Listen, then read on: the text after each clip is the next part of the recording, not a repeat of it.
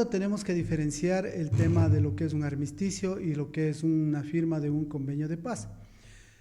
El armisticio se da cuando ya una de las partes en conflicto ha sido derrotado totalmente y es una cesión de todos sus, prácticamente de sus derechos y obligaciones hacia el Estado o hacia el vencedor. ¿Y este no es el caso? Este no es el caso porque todavía Irán tiene capacidad de respuesta.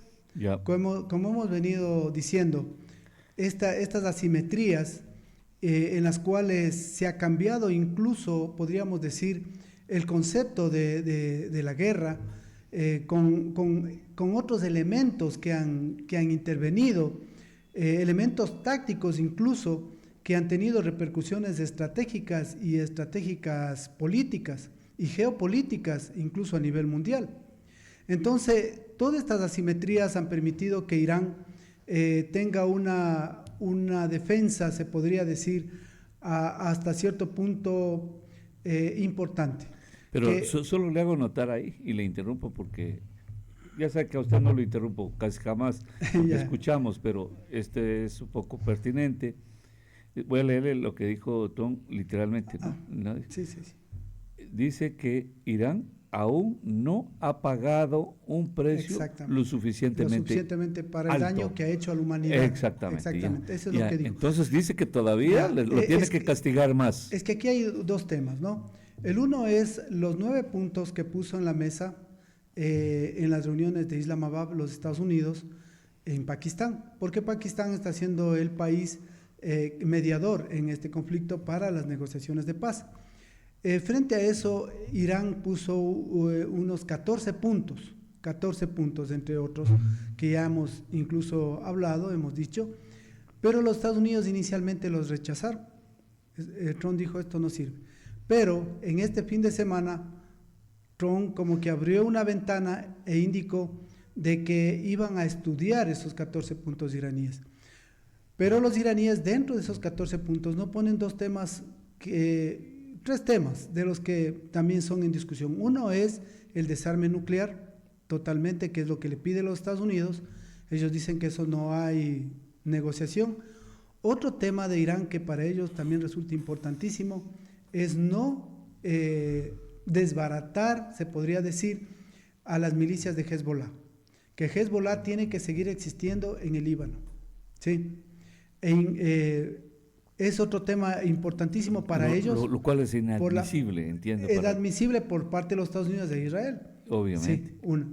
Y el otro tema es que Irán en esta guerra sacó como conclusión que el Estrecho de Hormuz, al ser un sitio estratégico para el comercio mundial, especialmente del petróleo, hablemos del 25% y a veces solo de petróleo, de gas natural y de otros insumos como son para los fertilizantes, un sinnúmero de temas que pasan por ahí, ha influido mucho en el comercio mundial y en el precio del petróleo. Frente a eso ellos quieren seguir controlando y poniendo un arancel, pese que el estrecho de Hormuz es compartido por Irak y por Omán, ¿sí? Entonces Irán quiere seguir y además ponerle un impuesto.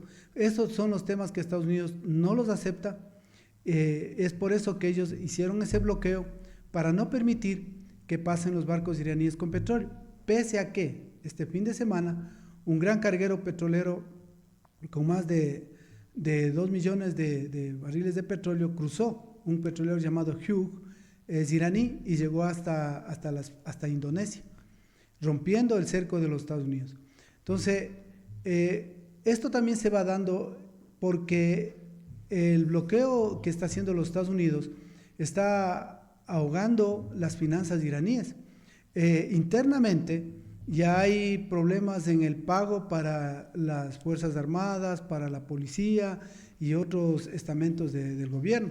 Y ese descontento ya cada vez está sumando más y más adeptos dentro de Irán. Por lo que los Estados Unidos... Y a su vez más opositores al régimen. Al régimen, por supuesto. Es tanto que el presidente de Irán, él ha manifestado ya abiertamente de que los que gobiernan ahí son el comandante de la Guardia iraní republicana. Este general es el que domina, incluso le hizo a un lado al presidente que es elegido dentro de lo que se podría decir democráticamente, y ya él, cuando él quiso cambiar al ministro de Defensa, no lo dejaron, y la Guardia iraní puso al que ellos quisieron. Entonces, y le dijeron, usted tiene que hacerse a un lado. Entonces hay muchos roces incluso dentro de la política, porque igual el canciller iraní tiene una posición, pero la Guardia Republicana, el comandante, que asumen que es la posición de Mojtaba Khamenei, el hijo del líder supremo que falleció en este conflicto, indicando de que Irán no va a ceder en estas situaciones. Entonces no hay una diplomacia clara dentro de Irán, porque hay dos facciones que están disputándose incluso el poder. Como decir, una de hecho y otra de derecho. Y otra de derecho, exactamente. Ese es, el uno es legal y el otro son por la fuerza, porque ellos son los que mantienen la fuerza y el control dentro de Irán.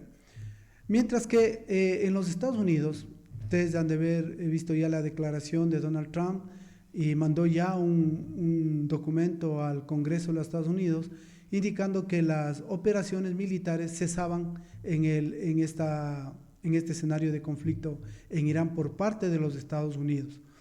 ¿Por qué lo hace esto? La semana anterior hablamos del famosa resolución,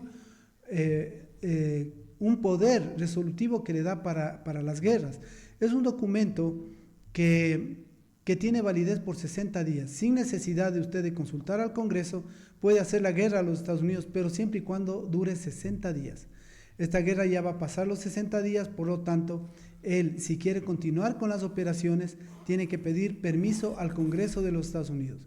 Y ahí hay un problema, porque no todos están de acuerdo. Es una guerra bastante impopular, tanto en el aspecto político como en el aspecto de opinión pública en los Estados Unidos. Alrededor del 70% de la población de Estados Unidos no está de acuerdo con esta guerra. Hay otra observación, se la saca porque no es una guerra convencional, es una guerra contra el terrorismo. Usted mismo lo acaba de decir, sí, que las fuerzas que mandan en Irán son terroristas. Exactamente, pero es una forma de decirlo. Pero frente se podría decir, al derecho internacional, ¿sí? Irán es un país soberano. Sí, sí. De acuerdo. Entonces, basándose en esas reglas, tiene que también jugarse y tomarse las resoluciones. Entonces, esta War Resolution Power es este documento es el que le permite a un presidente de Estados Unidos hacer una guerra sin autorización del Congreso hasta por 60 días. Le digo eso porque podríamos enlazar con lo que ocurrió en Venezuela, con lo que va a pasar en Cuba. Siempre y cuando sea menos de 60 días. Claro, sí. O sea, se trata de que acá va a haber una intervención porque está atacando al terrorismo. Lo mismo pasa con la preparación ya para Colombia, ¿no? Sí, pero hay que obtener de todas maneras, claro. Ya. Irán es un país que tiene un puesto dentro de las Naciones Unidas y se basa en el derecho internacional humanitario, en el derecho internacional de la guerra, es lo que se llama el... Bueno, ahí no tanto, pues acaban de ejecutarlo, sí, a un joven. A un joven, lo acabaron de ejecutar. Por haber tenido Starlink en su teléfono y tenía conexión satelital, porque ellos han hecho mucho control y censura, especialmente del Internet y de medios de comunicación hacia el exterior. Imagínate. Justamente es para evitar que se sepa lo que está ocurriendo internamente ahí. ¿Sí? Es una forma de controlar el gobierno. Pero a lo que voy es, en eso el gobierno de los Estados Unidos ha aceptado este War Resolution Power y ha entregado al Congreso esta disposición del presidente Trump de que cesaron las operaciones. Pero eso justamente no impiden que continúen. Pueden continuar porque el Congreso tomará consideración y dirá si cesaron las operaciones. Pero ellos pueden planificar otras operaciones después de 15 días, 20 días, un mes, qué sé yo, con otro objetivo. Y entonces van a decir, no es la continuación, son otras operaciones porque tenemos otro objetivo. Y tendrá 60 días más para continuar. Pero legalmente tiene que hacerlo el presidente Trump. No, si no puede ser observado por el Congreso. El problema que estamos viendo aquí es porque también hay unos informes, tanto del Pentágono como ya informes que están siendo filtrados al Congreso, y recién CNN hizo un reportaje en el cual se ve 16 bases de los Estados Unidos que han sido alcanzadas, bombardeadas y han quedado totalmente inservibles. ¿En los Emiratos?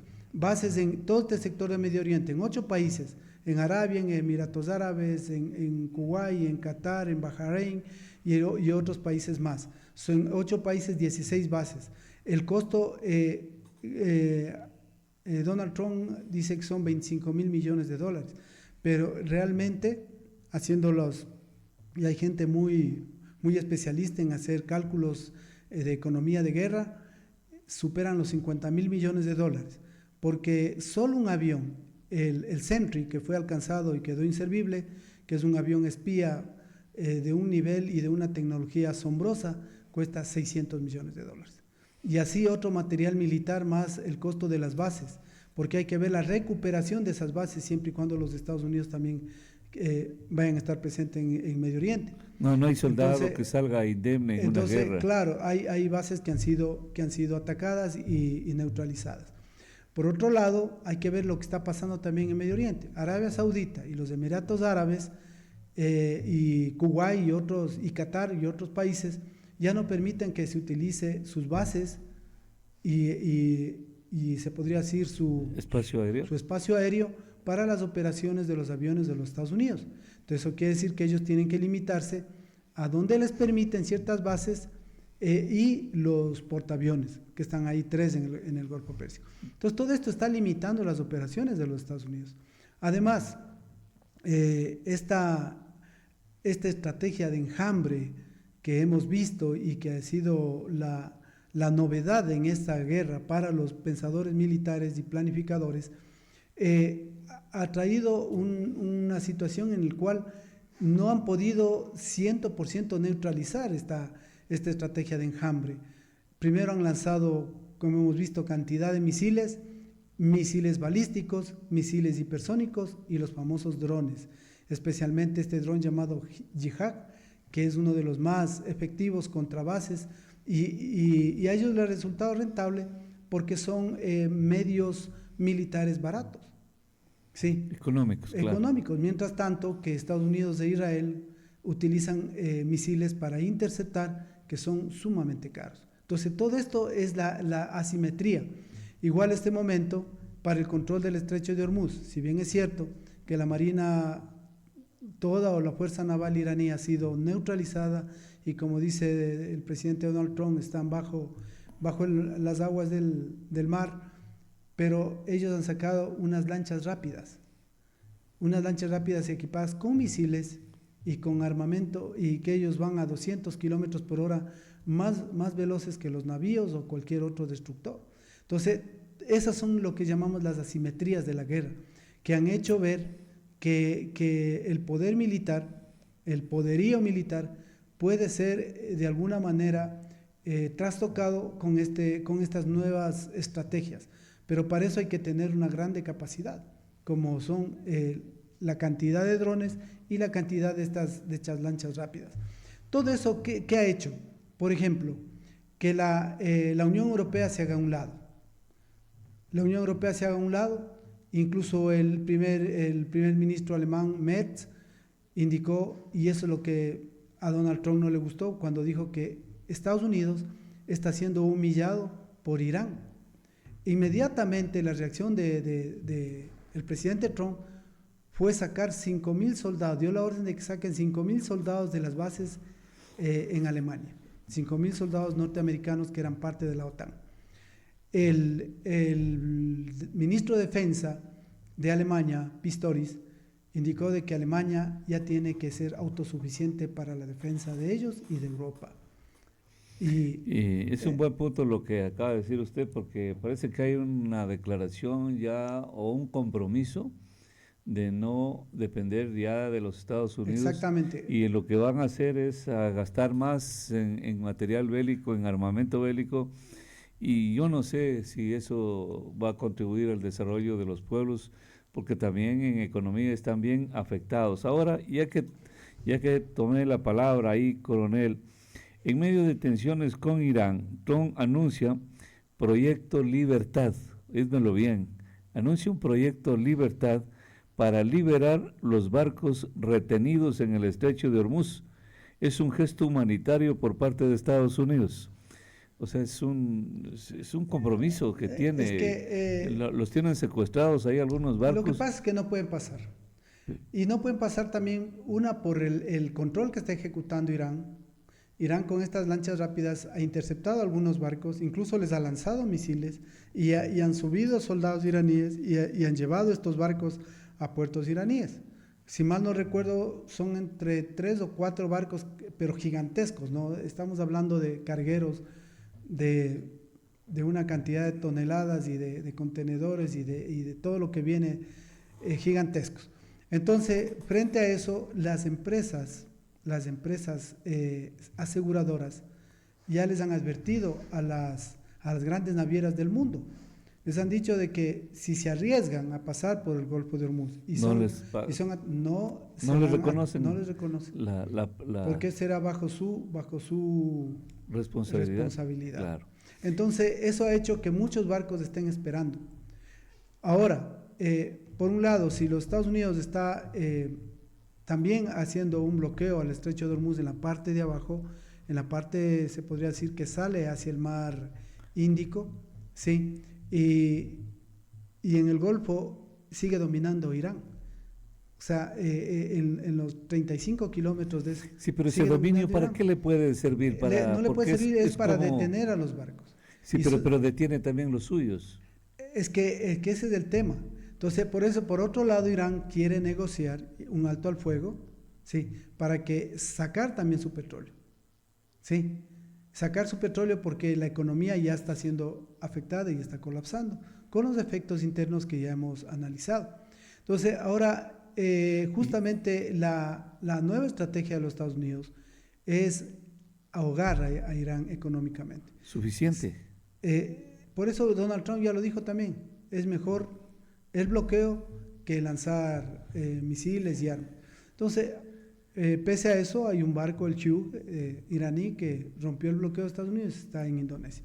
Entonces, hay una guerra ahí, se podría decir, no sé si podríamos decir entre el gato y el ratón, que el uno le coge el otro después, el otro corre. Entonces, ¿no será que por ahí que hay una especie de algún Epaminondas que nos está nosotros también lavando el cerebro, dominando, nos tiene entretenidos y que no sabemos cuál es el verdadero propósito de esta guerra? Es que, mire, todas estas cosas, Donald Trump conversó telefónicamente con Vladimir Putin, más de 1 hora, dicen los medios de comunicación como el Washington Post, la CNN, más de 1 hora.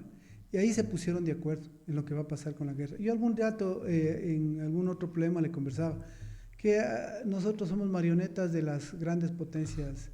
Sí, ellos se ponen de acuerdo en una mesa y después las cosas fluyen de otra manera. Por ejemplo, falta el accionar de China, ¿no? Porque China está siendo afectado de alguna manera y ellos están buscando, a pesar que ellos también tienen una ruta terrestre hacia Irán para sacar el petróleo, pero no es lo suficientemente grande como para poder satisfacer. Hay una ruta por Afganistán, me parece. Afganistán, porque es una de las fronteras que tiene Irán, sí. Vía terrestre, pero. Claro, ellos tienen un tren que se llama la nueva ruta de la seda, que le llaman ellos. Entonces, frente a todo esto, hay las potencias. El momento en que habló Donald Trump con Vladimir Putin, se dieron todos estos acontecimientos.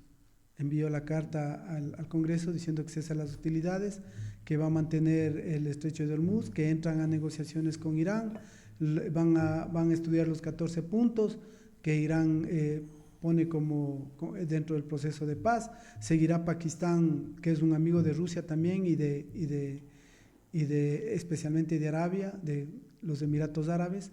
Entonces, ahí vienen estos actores.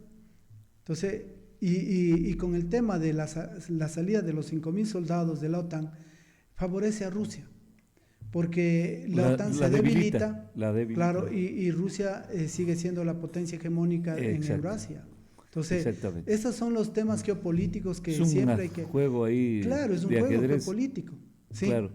Que China está entrando por el tema comercial y el tema del petróleo. Sí. Entonces, mire, ¿qué pasa? Emiratos Árabes Unidos ya salió de la OPEP. Era el tercero o el cuarto productor de petróleo del mundo. Salió de la OPEP porque ellos quieren ya aprovechar los precios altos y poder... independizarse. Claro, ¿no? porque la OPEP siempre pone límites a la producción de petróleo. En este momento hay límites y han ampliado un poco para poder recuperarse de los efectos de la guerra. Pero aprovechan todas estas circunstancias que usted dice, una especie de emancipación. Claro, ¿no? es que la OPEP es una organización fundada por Arabia Saudita, sí, en los años 70, si mal no recuerdo. Y acuérdese que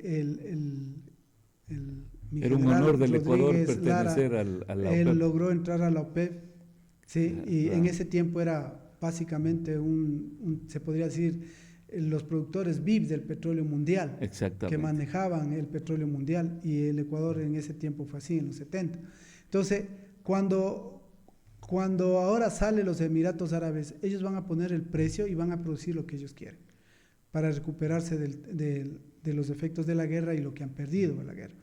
El problema es que en los países del Golfo Pérsico cada vez le ven a Estados Unidos ya no como el protector, el que les podría ayudar en temas de seguridad, porque también se ha visto vulnerable. El hecho que le hayan destruido 16 bases, se ve la vulnerabilidad de ese gran sistema de defensa y de presencia de Estados Unidos en el Golfo Pérsico. Entonces, hay que lo mismo dicen los turcos. Hicieron una consulta popular. Más del 70% dicen que ellos no se sienten protegidos por la OTAN y que tengan la bondad de salirse mejor, porque el momento que hay una bronca con Israel, los van a abandonar. Y ellos verán cómo resuelven. Entonces, ¿para qué pertenecemos acá a estos organismos que en efecto se ha demostrado que no dan resultado? Pero solo ahí, para hablar de los Emiratos, más de 15,000 hombres pobres acaban de ser expulsados de los Emiratos Árabes a Pakistán. Es que ¿Qué le parece? ¿Cómo se aprovechan de toda esta guerra? Y hay gente que cree que no tiene nada que ver, que no importa, que no influye. Lo que pasa más de 15,000 personas. En estas ciudades grandes, como Abu Dhabi, Dubái y otras ciudades que están en Bahrein y Qatar, eran ciudades que estaban siendo planificadas para el futuro con grandes construcciones, megas construcciones y mega infraestructura, incluso creando islas artificiales, lagos, o sea, un tema del otro mundo. Entonces ahí se necesitaba mucha mano de obra, y la mano de obra que sustentaba toda esa infraestructura era de origen pakistán y chino. Claro, bueno, hay de la India, hay de Bangladesh, hay de muchos, pero ¿por qué los apuntaron solo a los de Pakistán? Tiene una connotación, tiene una lectura. Pakistán está siendo el país obvio, que está haciendo que es ñañón de los iraníes. Claro, quedó demostrado así, ¿no? Sí, entonces claro. Siempre cuando tú te metes a mediar un conflicto, puedes también salir lastimado. Fíjese. Sí, lamentablemente es así. Puedes también salir lastimado, y eso le puede pasar a Pakistán. Sí, porque además que por Pakistán, metido, o sea, le dicen, oye, por metido, ahora hay que entender, ahora aguantas, claro. Pakistán es un país también musulmán. Se separó de la India justamente porque ellos eran musulmanes. Exacto. Sí, en la época de Nehru. Sí, de Nehru. Sí, Nehru. ¿Cómo no? Después, era un militar. Sí, era un militar. Entonces él participó en la independencia de la India, pues él era hindú y era muy amigo de Gandhi. Es por eso que Indira Gandhi, la hija de Nehru, lleva el nombre de Gandhi, pero es hija de Nehru, no de Gandhi. Sí, Indira Gandhi. Así dicen los vecinos. No, así es. Claro. Así es. Claro. Ahora entonces, Pakistán es el cuarto país más poblado del mundo. Del mundo, porque estamos con India, que es el primero ahora. Obviamente. Luego viene la China, si mal no recuerdo también está Indonesia, Pakistán. dentro de esos 4. Está como el cuarto país más poblado del mundo. Hay mucha pobreza, hay mucho terreno. Pero es un país... Y le devuelven 15.000 de un solo golpe por la guerra. Es un país que tiene armas atómicas.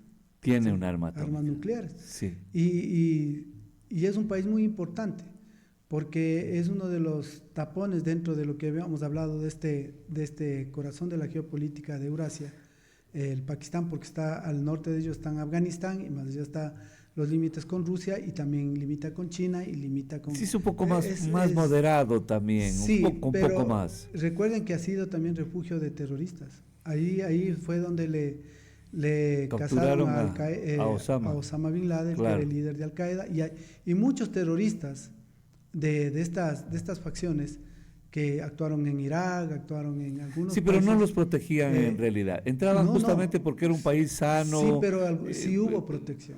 O sea, porque...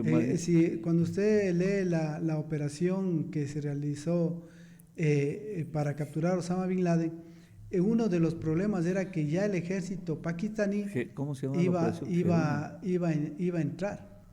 Sí. Bueno, sí se nos molestaron. Entonces, porque entraron bueno, sin además permiso. era su soberanía. Claro, y está bien.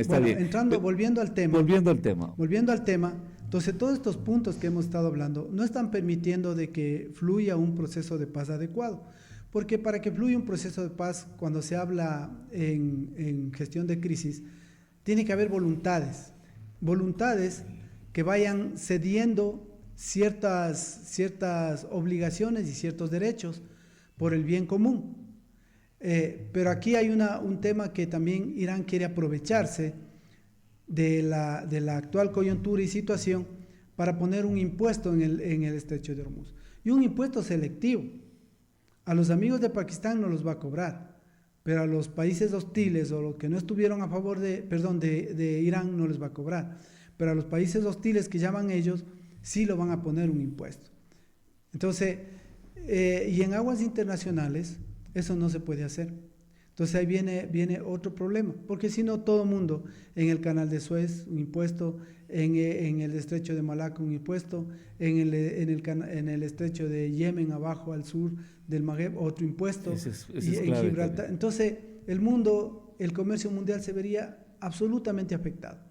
El único, prácticamente, igual en el Bósforo, donde está Turquía también, ahí hay un paso entre Europa y Asia, que está en clave, Estambul, claro. Es clave, pero ellos tienen, como yo les había dicho anteriormente, firmado una especie de convenio internacional en el cual ellos no van a cerrar y permiten el paso.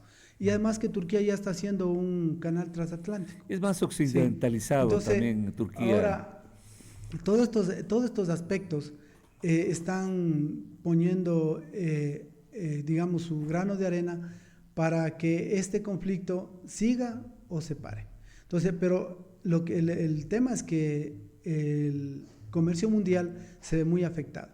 Incluso, miren, fue tanto el impacto de un mapa que expusieron los iraníes en televisión iraní, por donde pasan los 7 cables submarinos del Internet.